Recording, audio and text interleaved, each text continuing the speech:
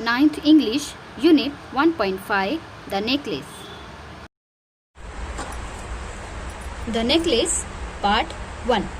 Now let us see the explanation.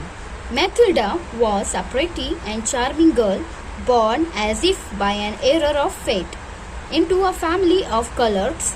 She had no means of becoming known, understood, loved, or be wedded to an aristocrat.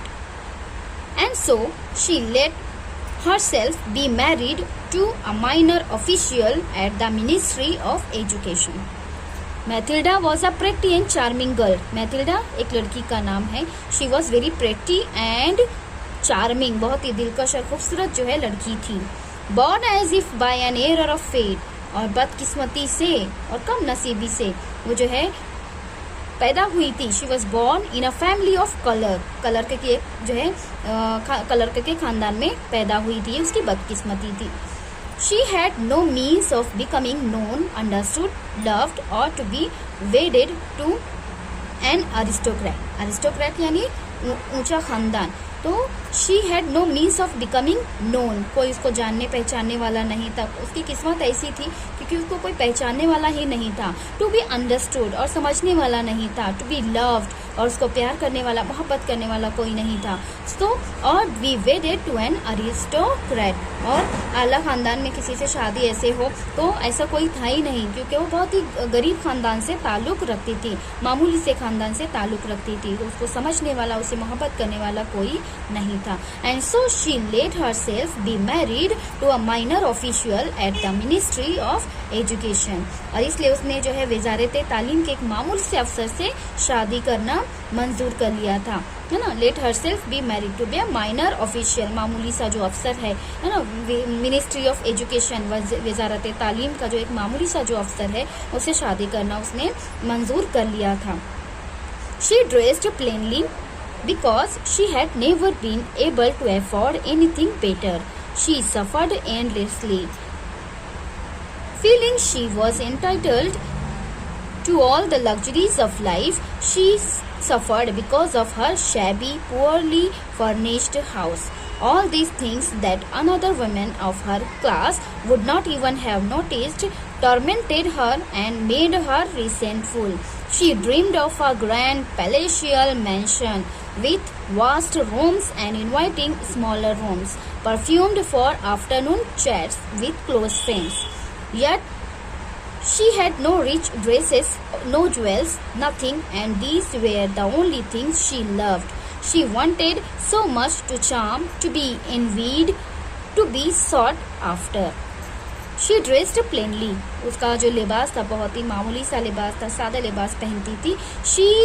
Because she had never been able to afford anything better, क्योंकि इससे ज़्यादा उसकी औकात ही नहीं थी. Able to afford anything better, इससे ज़्यादा कि उसकी औकात नहीं थी क्योंकि वो गरीब खानदान से ताल्लुक़ रखती थी. तो महंगे कपड़े, महंगे लिबास जो है उसकी औकात नहीं थी कि वो इतना महंगा कपड़े पहने. तो वो सादा लिबास पहनती थी. She suffered endlessly, और इससे वो हमेशा क्या रहती थी, रंजीदा रहती थी, बहुत ही मायूस और गमगीन रहती थी. Feeling she was entitled to all the luxuries of life, और यही सोचती थी कि जिंदगी के तमाम ऐशो आराम पे उसका भी हक है. लेकिन ये सोचकर वो जो है हमेशा गमज़दा रहती थी कि उसको ये सारी ऐशो आराम, जिंदगी के ऐशो आराम उसको मिल नहीं रहे हैं. She suffered because of her shabby, poorly furnished house, और वो इस वजह से भी गमगीन रहती थी. Suffered मुब्तला होना, गम में मुब्तला होना ना. Suffered because of her shabby यानी खराब, पुअरली गरीब, फर्निश्ड हाउस जहाँ पर कम सहूलतें हो.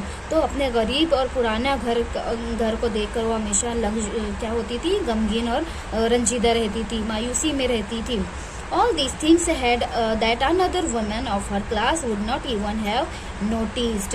और ऐसी जो तमाम बातें हैं उसके मुतालिक की जो तमाम बातें हैं उसके उम्र की जो दूसरी औरतें थी वो उसका ख्याल भी नहीं करती थी. कभी उन्होंने मतलब इसके ऊपर ध्यान भी नहीं देती थी. और इस वजह से she tormented her and made her resentful. और इस वजह से वो और भी ज़्यादा क्या होती थी, मायूस रहने लगी थी. Tormented her and made her resentful, मायूस होना, गमगीन रखना, बेचैन कर देना. उसको कोई नोटिस नहीं करता था, उसके हाल चाल से कोई वाकिफ नहीं था. तो इस वजह से वो और भी ज़्यादा गमगीन रहती थी. She dreamed of a grand palatial mansion with vast rooms and inviting smaller rooms. उसका she dreamed of a grand palatial mansion, महल के जैसा, palatial mansion, महल के जैसा उसके घर होने के ऐसा जो है वो ख्वाब देखती थी कि उसका घर कैसा हो, महल के जैसा हो, with vast rooms and inviting smaller rooms, जहाँ पर बड़े बड़े कमरे हों, vast rooms बड़े बड़े कमरे, and inviting smaller rooms, और उसी से लग कर जो है छोटे छोटे भी कमरे हों. Perfumed for afternoon chats with close friends, और उन रूम्स को, उन कमरों को जो है महकाया जाता हो जहाँ पर उसके फ्रेंड्स अपनी सहेलियों के साथ में बैठ के जो है दोपहर की गपशप करे. तो ऐसे वो रूम्स जो है वो चाहती थी कि उसका ऐसा घर हो, महल के जैसा घर हो, बड़े कमरे हों, उसे लगे हुए छोटे कमरे हों, और वो महकते हुए हों, खुशबूदार हों, जहाँ पर वो अपने दोस्तों और सहेलियों के साथ बैठ के गपशप करे. तो ये ऐसा ख्वाब देखती थी. Yet she had no rich dresses, no jewels, nothing. लेकिन फिर भी उसके पास ना तो अच्छे कपड़े थे, रिच अमीर है ना, यानी बेहतरीन कपड़े. रिच का सही मानी जो है हकीकी मानी क्या है, रिच का मतलब होता है अमीर, पर यहाँ पे लफ्ज़ों की मुनासिबत से, जुमले की मुनासिबत से इसका मीनिंग क्या है कि अच्छे, उम्दा, नफीस कपड़े. तो उसके पास उम्दा कपड़े नहीं थे. नो ज्वेल्स, कोई भी जेवर नहीं था. नथिंग, कुछ भी नहीं था. And these were the only things she loved, और यही सारी चीज़ें थी जो उसे पसंद थी. She wanted so much to charm, वो चाहती थी कि वो बहुत ज़्यादा है ना हासिल करना चाहती थी, दिलकश लगे, खूबसूरत दिखे. सो मच चार्म, है ना, खूबसूरत दिखाई देना चाहती थी. टू बी इनवीड, और चाहती थी कि लोग उसे हसद करें, उसकी खूबसूरती को देख के हसद करें. टू बी सॉट आफ्टर, और उसकी तरफ रागिब हों, उसकी तरफ अट्रैक्ट हो. टू बी सॉट आफ्टर, है ना, लोग उसे देखकर, उसकी खूबसूरती को देख के उसकी तरफ रागिब हों और उसे हसद करे, ऐसा वो चाहती थी. She had a rich friend, a former schoolmate at the convent, whom she avoided visiting because afterwards she would weep with regret, despair and misery. She had a rich friend, उसकी एक दोस्त थी जो बहुत ज़्यादा अमीर थी. A former schoolmate, former पुरानी, schoolmate यानी जो स्कूल की साथी, उसके साथ में पढ़ने वाली जो है एक उसकी फ्रेंड थी जो बहुत ज़्यादा अमीर थी. At the convent, कॉन्वेंट की स्कूल में, ये ना इंग्लिश मीडियम के कॉन्वेंट की जो स्कूल, क्रिश्चियन लोगों की जो स्कूल थी वहाँ पर वो पढ़ती थी, और उसकी जो है एक सहेली थी जो बहुत ज़्यादा अमीर थी. Whom she avoided visiting, लेकिन उससे वो मुलाकात करने में एतराज़ करती थी, कतराती थी, है ना, नज़रअंदाज करती थी. Because afterwards she would weep with regret, despair and misery, क्योंकि उससे मिलने के बाद उसे कैसा महसूस होता था. She would weep, वो रोती थी, with regret, शर्मिंदगी से, despair and misery, अपनी गरीबी पे और अपनी जो है जो फरसुदा जो हालात है उसको देखकर उसको एहसास होता था, और शर्मिंदगी से वो रोती थी. तो इस वजह से वो अपनी सहेली से जो है मिलना पसंद नहीं करती थी, उसको नज़रअंदाज करती थी. One evening her husband came home with an air of triumph, holding a large envelope in his hand. Look, he said, here is something for you. One evening her husband came कम का past tense है came, एक शाम में. her husband came home, उसके जो शौहर है वो आता है with an air of triumph. air of triumph मतलब है कुछ मतलब खुशहाल हालत में, बहुत खुशी ऐसा लग रहा था कि कुछ फतेह करके आया है, जीत के आया है. तो बहुत खुशी से झूमते हुए जो है वो उसका हस्बैंड घर पे आता है. Holding a large envelope in his hand, और उसके हाथ में एक बड़ा सा एनवेलप होता है. Look, he said, here is something for you. और वो कहता है कि देखो, ही सेड, उसने कहा, उसके हस्बैंड ने कहा कि देखो मैं तुम्हारे लिए क्या लाया हूँ, या ये तुम्हारे लिए क्या है यहाँ पे. She tore open that paper and drew out a card on which was printed the words. She tore open the paper, उसने जो लिफाफा जो है वो फाड़ा. टीयर का पास्ट टेंस है टोर, फाड़ा, और जो है पेपर जो है फाड़ के देखा. And ड्रीव out a card, draw out और ड्रीव आउट ये भी पास्ट टेंस है, वर्ब का सेकेंड फॉर्म. तो एक कार्ड निकाला, उसके एनवेलप में से एक कार्ड निकाला. On which was printed the words, और जिस पर कुछ जो है शाये था. क्या लिखा था, देखो उसके ऊपर क्या लिखा था, छपा हुआ था. The minister of education and Mme Georges Ramponneau request the pleasure of Mr. and Ma'am Diesel Company at the ministry on the evening of Monday, January 18th. यहाँ पे उनके लिए एक इन्विटेशन था, उनके लिए एक दावतनामा था जिस पर क्या लिखा था कि, है ना, द मिनिस्टर ऑफ एजुकेशन जो है, जो वजीर तालीम है, वो एंड मैम जॉर्जेस रामपन्नू, ये जो दो हस्बैंड वाइफ हैं, तो इन्होंने क्या किया, रिक्वेस्ट करें उनसे, दरख्वास्त करने हैं to the pleasure of Mr and Mrs. यहाँ पे मैम ये पुराना जो है फ्रेंच वर्ड्स है, जो मिस्टर और मिसेस आज हम इंग्लिश में इस्तेमाल करते हैं। तो यहाँ पे M stands for monsieur and Mme stands for madam. हम जैसे आज मिस्टर और मिसेस इस्तेमाल करते हैं, वैसे पहले जो है मैनिसर और मैम इस्तेमाल होता था। तो वो इन्हीं मुखातिब करके कह रहे हैं कि आप दोनों को इनविटेशन है, मिस्टर और Mrs Loisel company at the ministry, कि आप हमारी दावतनामा कबूल करें और हमारी दावत में शामिल हों। On the evening of Monday, कब थी ये दावत, मंडे के दिन, जनवरी 18 जनवरी को मंडे के दिन जो है ये दावत है, तो उसमें शामिल होने की दरख्वास्त करते हैं ये मिनिस्टर ऑफ एजुकेशन। समझा ये? तो उस लिफाफे में ये था, इस वजह से उसका हस्बैंड जो था वो बहुत ज़्यादा खुशी खुशी जो है वो अपनी वाइफ के पास आता है, लीजल के पास, मैथिल्डा के पास आता है और कहता है कि आज हमें जो है उस पे जाना है, मंडे के रोज़ जनवरी 18 को हमें दावत पे जाना है। इस वजह से वो बहुत ज़्यादा खुश था। Instead of being delighted as her husband had hoped, she threw the invitation on the table resentfully and muttered, "What do you want me to do with that? And what do you expect me to wear if I go?" Instead of being delighted खुश होना, है ना, खुश होने की बजाय, as her husband had hoped, जैसा कि उसके शौहर को उम्मीद थी कि मैं जब ये लिफाफा दूंगा तो मेरी वाइफ जो है वो मैथिल्डा जो है खुश हो जाएगी, पर वो उसका ऐसा नहीं हुआ, बल्कि वो क्या हो गई, वो instead of being delighted as her husband had hoped, she threw the invitation on the table resentfully, लापरवाही से, गुस्से से, रिसेंटफुली गुस्से से, लापरवाही से उसने क्या किया, वो जो पेपर था, वो जो कार्ड था, थ्रो का पास्ट टेंस से थ्रू, और थर्ड फॉर्म क्या आएगा, थ्रोन। तो उसने क्या किया, वो इनविटेशन जो कार्ड था वो टेबल पे ऐसे ही गुस्से से पटक दिया, फेंक दिया।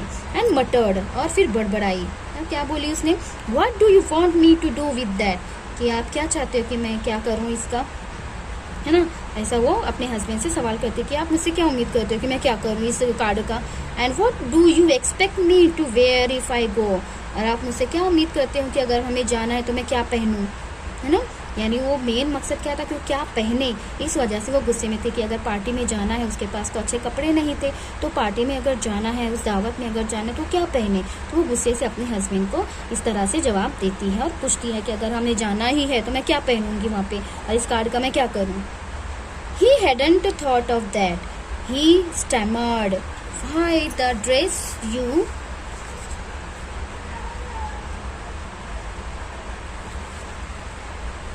"Go to the theatre in. It seems very nice to me." अब यहाँ पे वो क्या कहता है, He hadn't thought of that. अब उसके हस्बैंड को बिल्कुल यकीन नहीं था, उसने सोचा भी नहीं था कि उसका जो एक रिएक्शन है, उसका जो बर्ताव है, रद्द अमल है, वो इस तरह से होगा। He stammered, वो दंग रह गया, मुस्तरिब हो गया, है ना, कि अब मायूस हो गया कि वो ऐसा क्यों कह रही है। Why the dress you go to the theatre in, it seems very nice. अब वो कहता है कि जो ड्रेस पहन के तो हम थिएटर में जाते हैं तो वो ड्रेस भी तो बहुत अच्छा है, तुम वो क्यों नहीं पहन लेती हो, वो तो भी अच्छा है। He stopped, stunned, distressed to see his wife crying. He stuttered, "What's the matter? Let's see, Matilda. How much would a suitable dress cost?" He stopped. वो ठहर गया, बोलते बोलते रुक गया, स्टर्न, और एकदम साकित रह गया, डिस्ट्रेस्ड, मायूस हो गया, to see his wife crying, अपनी बीवी को रोता हुआ देख के बहुत ज़्यादा गमज़दा हो गया, खौफज़दा हो गया। ही स्टटर्ड, और फिर उसने जो है आहिस्तगी से कहा, व्हाट्स द मैटर, क्या हुआ हुए तुम्हें। लेट्स सी मैथिल्डा, देखते हैं हम इसके लिए क्या कर सकते हैं, है ना, अपनी बीवी को समझाते हुए अंदाज में कहता है कि देखते हैं हम इसके लिए क्या कर सकते हैं। How much would a suitable dress cost, कितना होगा एक मुनासिब सा, जो अगर हम अच्छा सा ड्रेस अगर लेंगे तो उसकी मुनासिब कीमत कितनी होगी, क्या तुम बता सकती हो। ऐसा सवाल जो वो अपनी वाइफ से करता है। She thought for a moment, computing the cost and also wondering what amount she could ask for without an immediate refusal. At last she answered hesitantly, "I don't know exactly, but I think I could do it with 400 francs." She thought for a moment. कुछ लम्हे के लिए वो रुक गई और सोच रही थी। वो कंप्यूटिंग द कॉस्ट, अपने जहन में उसका हिसाब किताब लगा रही थी। कंप्यूटिंग, हिसाब किताब लगाना, है ना, कि उसका कीमत कितनी होगी। एंड ऑल्सो वंडरिंग, और फिर वो इस है ना कश्मकश में भी थी। What amount she could ask for without an immediate refusal, और फिर ये भी सोच रही थी कि वो कौन सी ऐसी कीमत बोले कि बिना इनकार किए हुए फौरन उसे वो कीमत मिल जाए, है ना। अपने शौहर से वो अगर कहे कि मुझे इतनी कीमत का चाहिए तो फौरन उसे मिल जाए, तो वो ये भी सोच रही थी। At last she answered hesitantly, और आखिरकार उसने आंसर किया, उसने जवाब दिया हेजिटेंटली, है ना, हिचकिचाते हुए। आई डोंट नो एग्जैक्टली, मुझे ठीक तरीके से नहीं पता, but I think I could do it with 400 Franks. वो कहती है कि मुझे एग्जैक्ट उसकी कीमत नहीं मालूम, बट आई थिंक, लेकिन मुझे ऐसा लगता है कि मैं 400, है ना, 400 फ्रैंक्स, 400 फ्रैंक्स में काम चला लूँगी, ऐसा वो अपने शौहर से कहती है, अपने हस्बैंड से कहती है। फ्रैंक्स यहाँ पे करेंसी है, जैसे कि इंडिया में रुपीस चलता है ना, सिक्का जो चलता है रुपीस चलता है, तो वैसे ही फ्रांस में फ्रैंक्स चलता है। तो वो कहती है कि 400 फ्रैंक में मेरा काम हो जाएगा। Remaining part will be in the next video. Homework, right the answers of questions given along the sides of passage. Passage के साइड्स में जो क्वेश्चंस है वो करना है।